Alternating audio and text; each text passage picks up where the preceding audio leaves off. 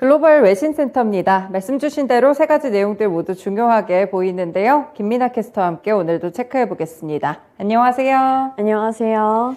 네, 첫 번째 소식은 어제 간밤에 CPI 발표에 상당히 주목을 하셨던 분들이 많으실 것 같은데 저도 함께 속보를 좀 지켜봤거든요. 어떤 수치 나왔나요? 네, CNBC 보도 내용입니다. Inflation increased 0.4% in September, more than expected despite rate hikes. 네, 금리 인상이 단행됐음에도 불구하고 예상치를 상회하는 수준을 나타냈는데요. 자세한 내용부터 함께 살펴보시죠. 미국 노동부에 따르면 지난달 미국의 소비자 물가지수는 1년 전보다 8.2% 올라 시장의 전망치였던 8.1%를 상회했습니다. 지난 6월에 9.1%를 기록하면서 고점을 찍은 바 있는데요. 석 달 연속으로 상승세가 둔화되고는 있지만 여전히 높은 수준이라고 볼 수 있습니다. 전월 대비로도 0.4% 상승하면서 시장이 예상했던 0.3%를 뛰어넘었는데요. 이렇게 예상치를 상회를 했고 그리고 여전히 좀 봤을 때 높은 수준이라는 점에도 집중을 했지만 시장 자체는 마감을 할 때는 모두 상승불을 켜내면서 마감했습니다. 네, 중요한 부분들은 물론 CPI 지수 전반적으로 어땠는지도 중요하지만 근원 CPI가 상당히 좀 중요할 것 같은데 또 오름폭이 상당히 컸다고 해요. 네, 그렇습니다. 시장에서 특히 주목한 부분은 이런 변동성이 높은 식품과 에너지를 제외한 근원 소비자 물가지수였는데요. 이 근원 소비자 물가지수는 1년 전보다 6.6% 오르면서 지난 1982년 8월 이후 40여 년 만에 가장 가파른 상승세를 나타냈습니다. 국제 유가가 하락하면서 에너지 가격은 내려갔지만 식료품과 주거 비용이 오름세를 이어가면서 전체적인 물가지수를 끌어올렸다는 분석인데요. 식료품 가격은 전달보다 11.2% 올랐고요. 그리고 주거 비용도 6.6% 오르면서 큰 폭의 오름세를 연출했습니다. 이에 따라서 시장에서는 다시 한번 연준의 빅스텝, 자이언트 스텝 가능성에 무게를 싣고 있는데요. 시장에서는 다음 달에도 0.75%포인트 금리 인상이 더욱더 유력해졌다고 분석하고 있습니다. 연준의 통화정책의 변동 확률을 추산하는 이 패드워치를 살펴봤을 때 이 0.75%포인트 올릴 확률이 97%까지 압도적으로 높게 오르기도 했었는데요. 0.5%포인트 인상 가능성은 이제는 아예 다 사라졌고요. 대신에 1%포인트 금리 인상 확률이 다시 한번 등장하면서 3%까지 좀 확률이 오르는 모습도 연출이 됐습니다. 우선 시장 자체에서 자이언트 스텝을 예상하고 있는 것은 맞지만 그 확률이 조금 더 크게 올랐다는 점에 주목하고 있습니다. 네, 결국에는 CPI 지표가 발표가 됐고 지수가 반등은 했지만 연준의 행동에는 큰 변화가 없고 오히려 자이언트 스텝을 굳히는 그런 지표가 나왔던 것 같습니다. 네, 다음 소식으로 이어서 좀 넘어가 보면 마찬가지로 대체적으로 IMF 측에서도 그렇고 인플레이션을 잡기 위해서 이 금리 인상을 단행해야 된다는 이런 시각은 비슷한 것 같거든요. 네, 맞습니다. 이번에 NY1 보도 내용을 가져왔는데요. IMF chief urges aggressive fight against soaring inflation. 네, 인플레이션이 지속적으로 문제가 되면서 IMF 총재의 발언도 이어졌습니다. 바로 자세한 멘트 함께 살펴보시죠.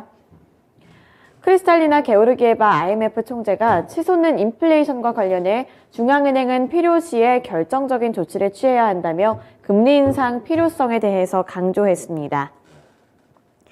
게오르기에바 총재는 현지 시간 13일을 기준으로 이 IMF와 세계은행의 연차 총회 기자회견을 가졌는데요. 여기서 금리 인상이 성장의 비용을 초래할 수는 있겠지만 인플레이션을 잡을 정도로 충분히 조이지 않을 경우에는 금리가 더 높고 길게 유지되면서 성장에는 더 큰 피해를 야기할 수 있다고 평가한 겁니다.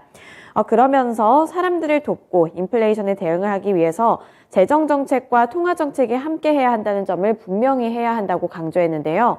통화정책이 브레이크를 밟을 때 재정정책은 엑셀레이터를 밟아서는 안 된다면서 이 두 가지 부분에 있어서 보폭이 좀 맞춰져야 한다는 부분을 짚어줬습니다.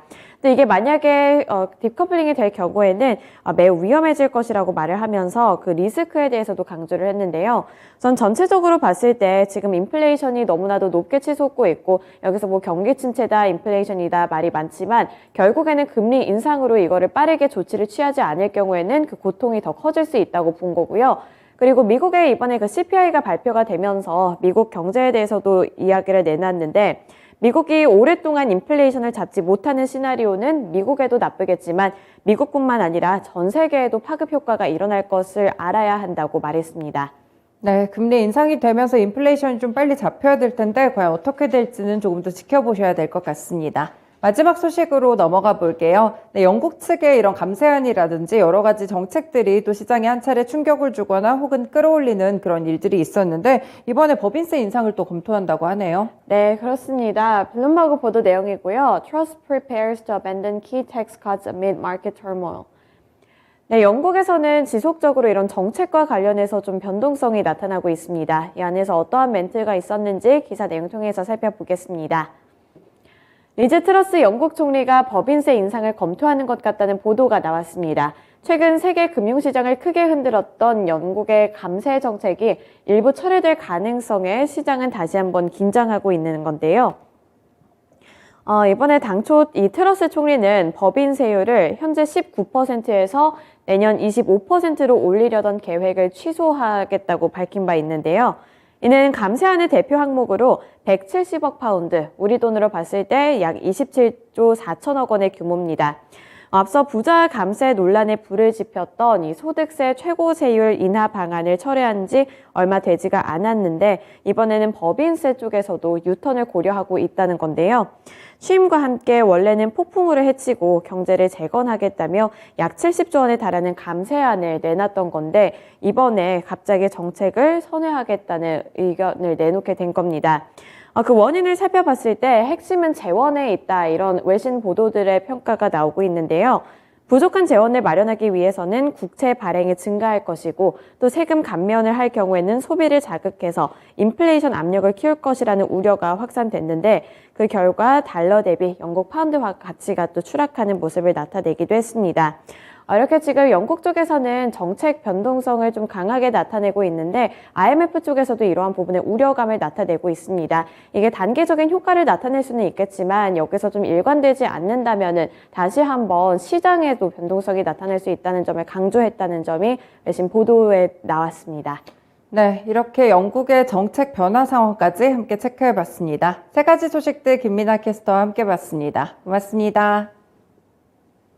지금까지 글로벌 외신센터였습니다.